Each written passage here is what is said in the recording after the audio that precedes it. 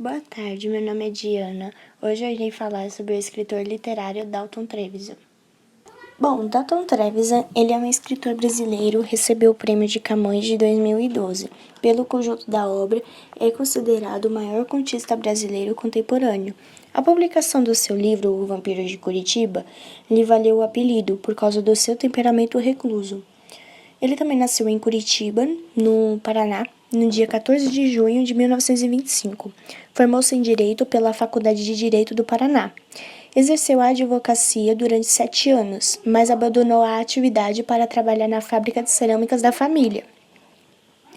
Ele ganhou a repercussão nacional a partir de 1959 com a publicação de novelas nada exemplares, que reunia quase 2 décadas de produção literária. Recebeu pela obra o Prêmio Jabuti de Câmara Brasileira do Livro. Em seguida, publicou O Cemitério dos Elefantes, de 1964, e O Vampiro de Curitiba, de 1965. Por seu temperamento recluso e avesso a entrevistas, recebeu o apelido de Vampiro de Curitiba. Ele foi o vencedor da 24ª edição dos Prêmios de Camões, anunciado no ano de 2012, e foi anunciado no dia 21 de maio, foi eleito por unanimidade pelo júri. Pelo conjunto da obra, o Prêmio Camões é uma das maiores honrarias para autores da língua portuguesa. É uma parceria entre os governos do Brasil e Portugal, e a cada ano acontece em um dos dois países. Irei falar agora sobre as suas características. Características é que a cidade natal de Trevisan está presente na maioria de suas obras, seja como cenário ou pelos habitantes que inspiram a criação de personagens. Com uma visão ácida e sarcástica, seus contos giram em torno de figuras solitárias, marcadas por ilusões, desencantos, tragédias amorosas, que encancaram os absurdos frequentes da sociedade moderna. Para isso, ele cria histórias marcadas pela falta de piedade e a existência corrosiva do ser humano. Cafajestes que vivem a seduzir mulheres, relacionamentos marcados por traições e tentativas de assassinato.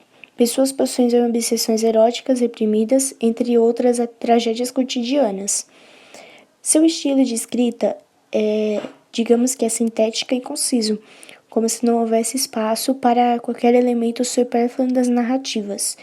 O tom ácido e sarcástico de suas obras é obtido com a criação de metáforas impactantes e o uso de ironias e expõe com crueza o caráter destrutivo do ser humano. E sua relação entre literatura e cidade. Tem como propósito estudar o espaço urbano na obra do escritor Dalton, tendo como objetivo de análise o livro Em Busca de Curitiba Perdida, que foi publicado em 1992, um ano antes das comemorações dos 300 anos de fundação de Curitiba. A intenção é mostrar como se configuram e quais as funções exercidas pelos diferentes espaços nos contos. E nós chamamos textos híbricos. O que são textos híbricos?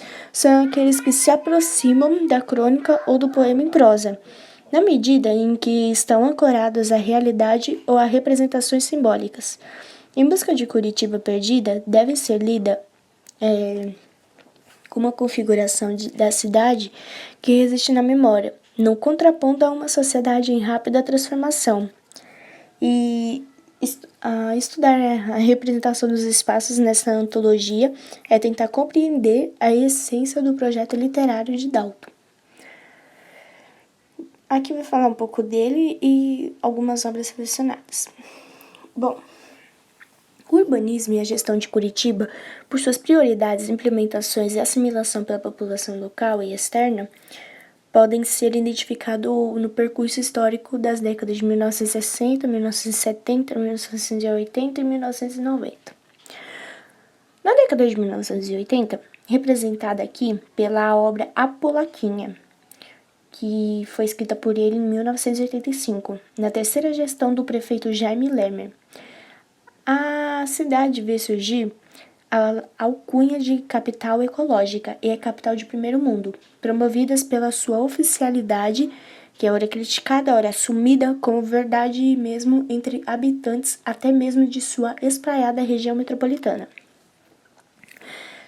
A crítica social é majoritariamente feita pela defesa de grupos sociais excluídos e ignorados, que pouco usufruem do desenvolvimento propagado na década de 1990 da cidade de Curitiba.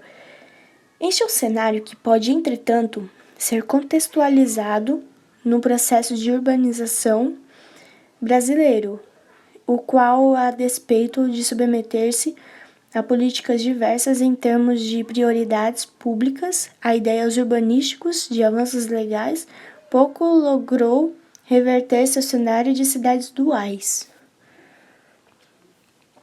Aqui vai falar um pouco da especialização dele e com a obra dele, conceituando o mapa. Bom, na leitura das 5 obras de Dalton, foi possível identificar um total de 105 referências espaciais concentradas em 51 pontos de Curitiba. Analisadas diacronicamente, as obras não permitem identificação de um padrão cronológico de incremento ou redução de dimensões da cidade.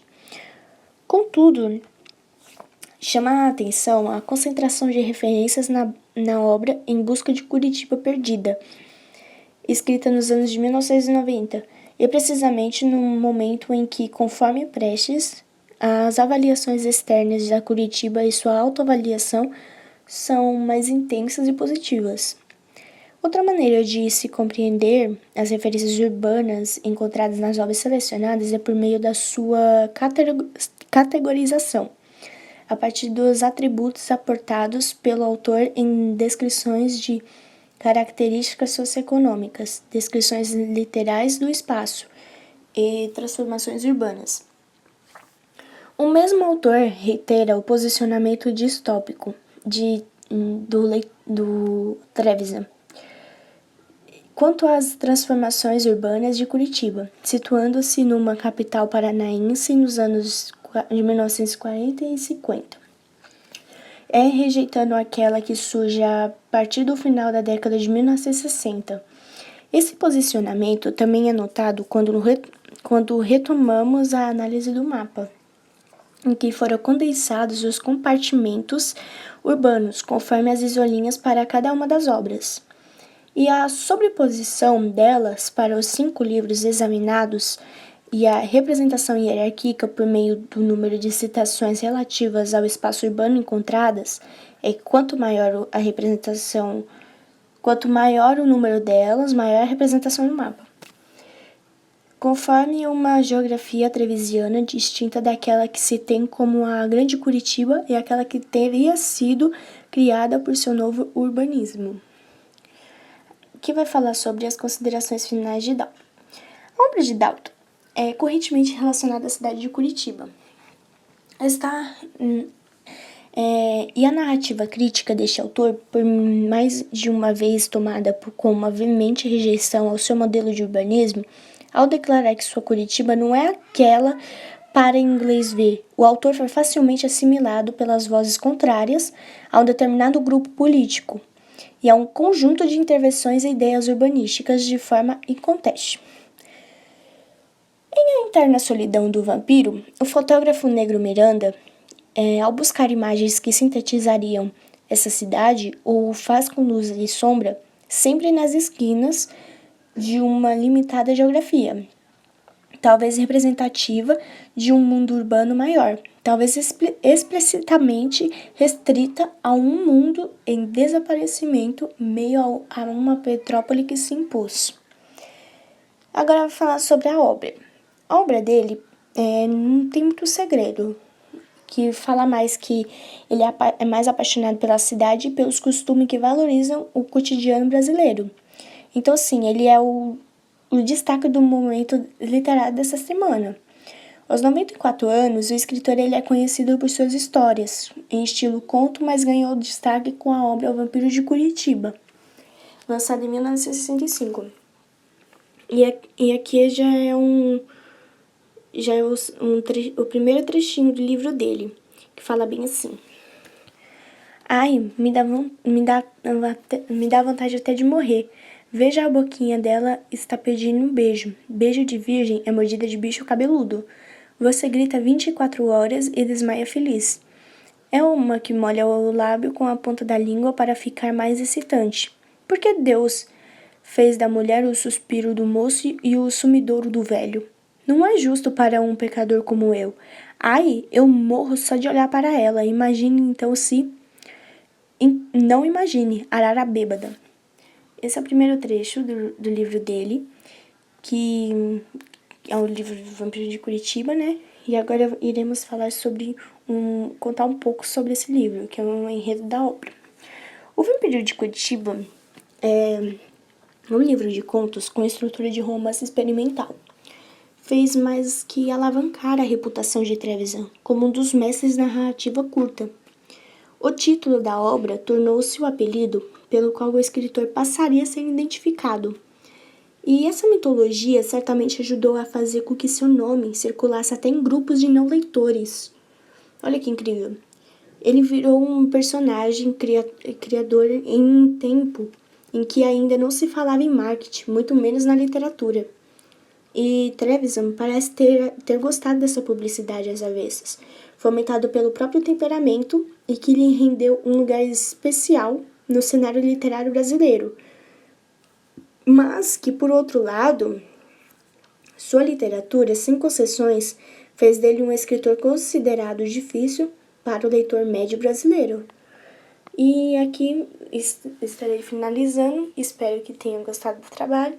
Obrigada pela atenção e até a próxima.